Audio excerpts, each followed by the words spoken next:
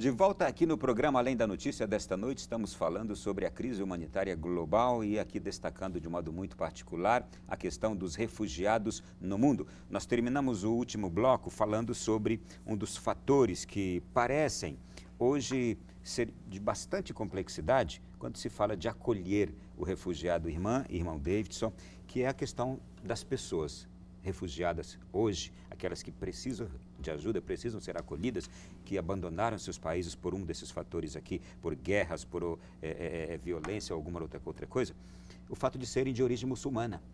Irmã, como entender isto? Por serem muçulmanos, não devem ser aceitas, é isso? Olha, eu acho assim, começaria com uma pergunta que fizeram ao Papa Francisco, numa das viagens, quando ele retornava.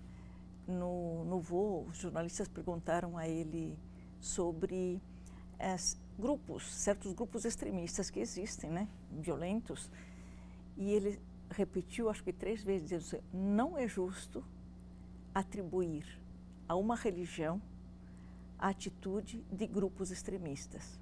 E ele repetiu, não é justo. E os jornalistas perguntavam, não é justo. Por quê? De fato, as religiões, elas têm objetivos de construção, de valores positivos, de trabalhar a paz. Isso é típico também dos muçulmanos. Nós convivemos muito com muçulmanos. E eu me lembro que um dia um pesquisador quis entrevistar alguns refugiados muçulmanos aqui em Brasília. E como esse pesquisador era formado também em teologia, ele perguntou, e esses contaram a trajetória triste, realmente muito sofrida que tiveram para vir ao Brasil. E ele perguntou, esse entrevistador, o que os alimentava nesta trajetória, nesses momentos mais difíceis que vocês passaram? E eles disseram assim, Deus. Nós tínhamos certeza que Deus estava conosco e Deus não nos abandonaria. Então, o que significava para vocês Deus a certeza de que nós teríamos uma oportunidade, então, e que nós seríamos acolhidos por alguém. Então, eu acho assim muito triste quando a gente vê que muitos de nós nos deixamos levar por um certo preconceito ou até construindo muros. Porque existem muros físicos, mas existem muros de outra natureza, muros religiosos, muros culturais, muros de separação que a sociedade às vezes pode construir sem necessariamente construir muros físicos.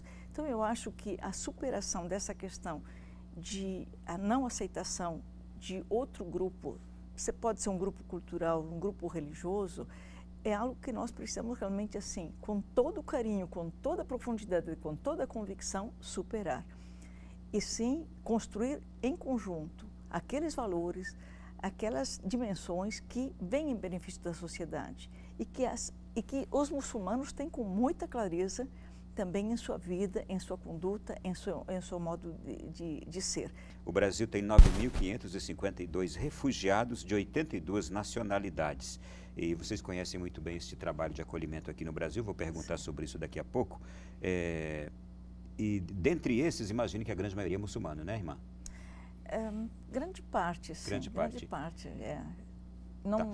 Não teria um percentual para definir, não, mas atualmente grande parte vem de países africanos onde são da religião prioritariamente muçulmana e também do Oriente Médio, enfim, de países do Paquistão, do Afeganistão. Do Paquistão tem vindo muita gente também e são prioritariamente muçulmanos. Pois eu vou agora, antes da gente comentar sobre isto, trazer agora uma mensagem do Papa Francisco.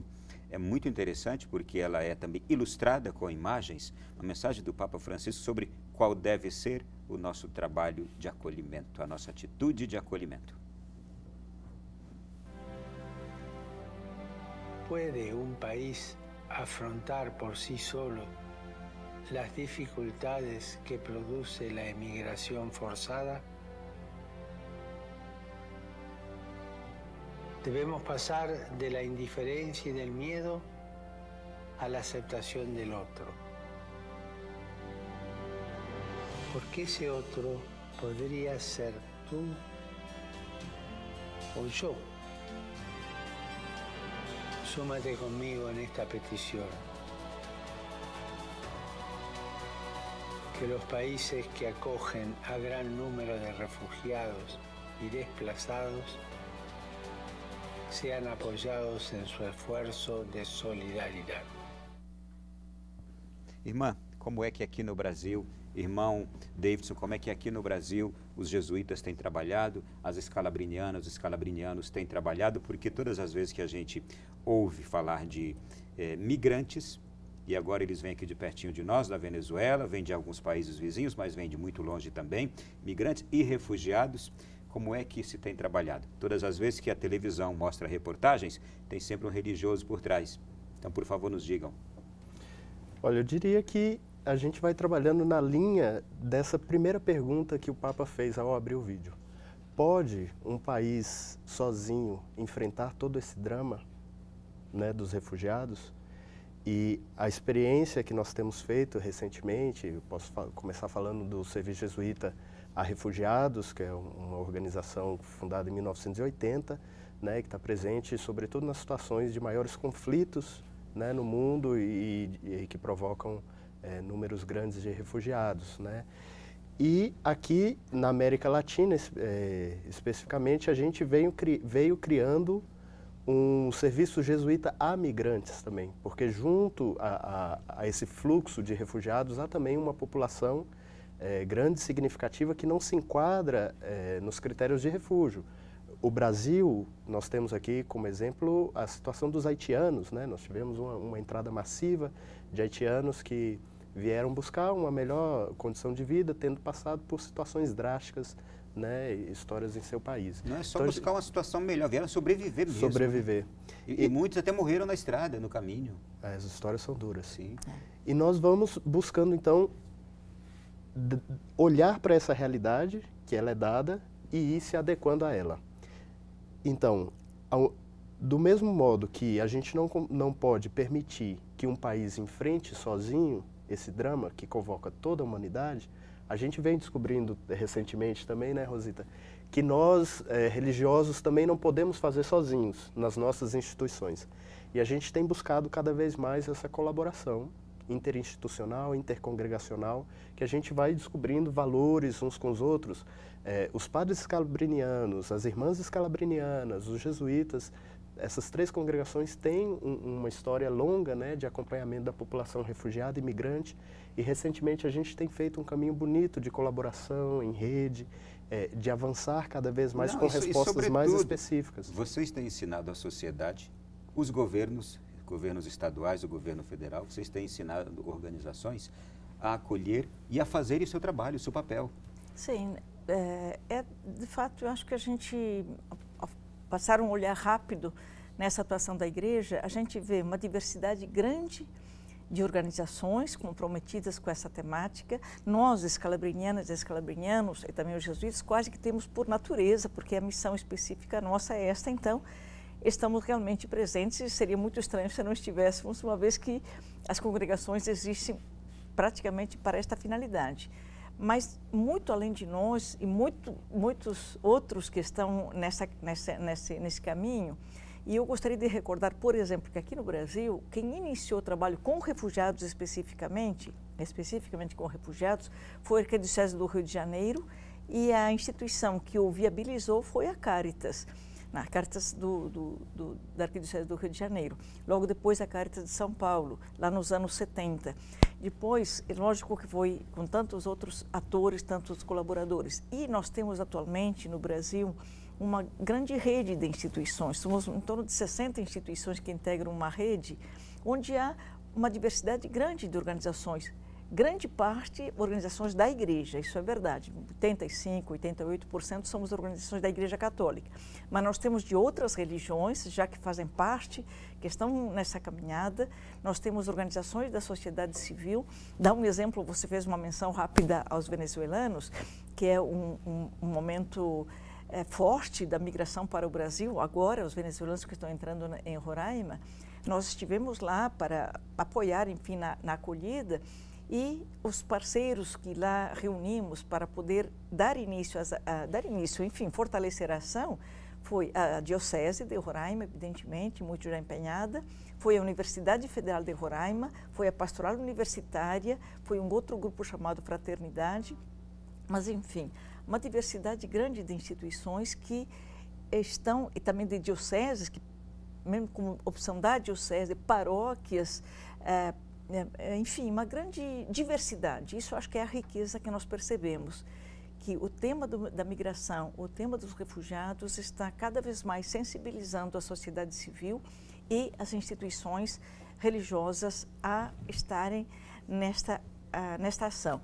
E eu aproveito já nesse momento para dizer que na saudação que o Papa fez em janeiro deste ano, quando foi a abertura do Fórum Mundial de Migração e Paz, realizado em Roma, a abertura do fórum foi ele que fez. E ele chamou a comunidade, não só a comunidade religiosa, as comunidades religiosas, mas chamou o mundo, a 4 atitudes para efetivar uma verdadeira atenção aos migrantes, aos refugiados. Então, ele lembrava 4 verbos que representam 4 atitudes: acolher, fundamentalmente, proteger, promover e integrar. E isso se tornou um pouco quase um slogan já entre muitas organizações que vem neste apelo, quase um plano de trabalho. Mas é um apelo realmente que se faz. Ele fez no ano passado, eu acho que nós já tínhamos recordado em outra ocasião também, um apelo a todas as paróquias. Ele disse: faça um apelo a todas as paróquias que nós temos no mundo, que acolham pelo menos um refugiado, uma família refugiada. E muitos seriam um lar, uma acolhida, se isso acontecesse. Eu conheci um exemplo ano passado aqui em Brasília, de uma paróquia em Brasília que começou esse trabalho e, se não me engano, acolheu 10 de uma única vez, e a comunidade inteirinha começou ali a prover tudo aquilo que aqueles 10 refugiados estavam necessitando. Imagine que o trabalho perdura, não é? Porque sim. Não é uma coisa de um dia para o outro, não vai durar um mês ou 2 somente.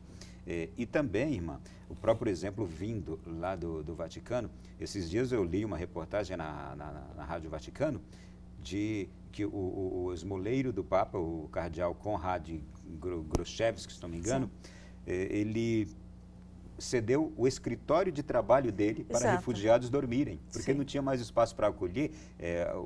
Inclusive os espaços que o Vaticano já tinha destinado para acolhimento já estavam lotados de refugiados. Ele cedeu até o escritório dele de trabalho.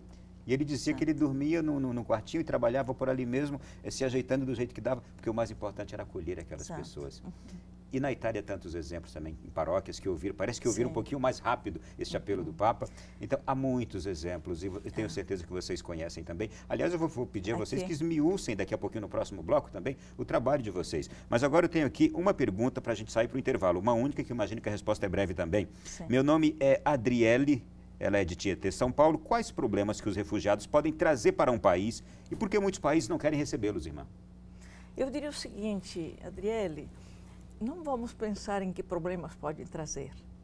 Eu acho que riqueza podem trazer. Porque a nossa experiência, e olha, eu tenho quase 30 anos nesta área, né? Muitas pessoas, eu não vejo, eles trazem preocupações como qualquer um de nós tem, trazem desafios, como qualquer um de nós enfrenta, trazem angústias, é lógico, mas trazem muita esperança, trazem muita riqueza. Olha, quantos encontros nós já fizemos aqui, no Rio, São Paulo, pelo Brasil lá fora onde a gente vai, onde os refugiados vêm, trazem a sua experiência, dividem o seu saber. Hoje mesmo eu fiz uma palestra aqui em Brasília e os agentes que me escutavam, eles diziam assim, eu cresci ao atender uma refugiada que eu atendi no meu trabalho, porque ela me ensinou um pouco, até me emociona um pouco, ela me ensinou um pouco de espanhol e eu me animei a aprender essa língua para ajudar a outros também. Então eu acho assim, vamos pensar mais no positivo que eles trazem e naquilo que nós podemos intercambiar como positivo e construtivo. Acho que é muito edificante. E o que a senhora está agora nos fazendo perceber, o que a senhora está nos fazendo perceber com a sua emoção, é que ao conhecer essas pessoas, a gente começa a se encantar com as riquezas que elas têm. Adriele, a culpa não é sua. Esse é um pensamento de fato de quem desconhece a realidade. O jeito que você formulou a sua pergunta, quais problemas eles podem trazer, é infelizmente aquele pensamento que hoje nós temos. Eles vão trazer problemas. mas na verdade o que a senhora nos dá agora como resposta é aquilo que é a mais linda realidade. Sim. É o que eles poderão nos oferecer. Virá um pouco de incômodo no começo, mas a riqueza será maior. Também só para dizer, eu acho que talvez a pergunta da Daniela se refere um pouco a que desafios nos trazem. Sim, não sim. tanto que eles sejam um problema. Não, sim, nós não fique chateada, Adriele, porque a gente não está vendo como negativo a sua pergunta. A gente está apenas pensando como aquilo que existe hoje no nosso imaginário mesmo. Exato. Né? E nesse sentido, ela tem razão, porque é um desafio. Nós estamos recebendo pessoas que precisam de acolhida, que vêm praticamente perdendo quase tudo, perderam... Eu atendi uma família esses dias, não disse assim, nós perdemos com uma bomba que caiu lá na minha terra, perdemos a casa, o negócio que meu pai tinha e a mãe, que morreu também. Uma moça que chegou hoje, a mãe dela chegou domingo, ela disse, minha mãe era enfermeira no meu país. Ela foi assassinada em pleno trabalho, nesses ataques que houve. Então, as pessoas vêm...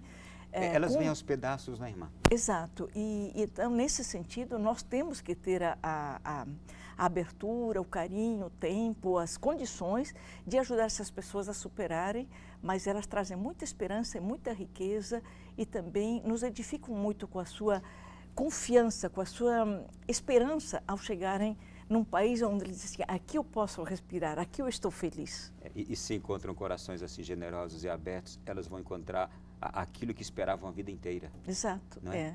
Bom, vamos fazer, daqui a pouco vocês contam mais experiências, tá bem? Vamos para o intervalo agora. Você continua mandando sua pergunta para cá, nesse número que está aparecendo aí de WhatsApp. Manda rapidinho para que a gente responda já agora no último bloco do programa, ok? Intervalo, voltamos já já.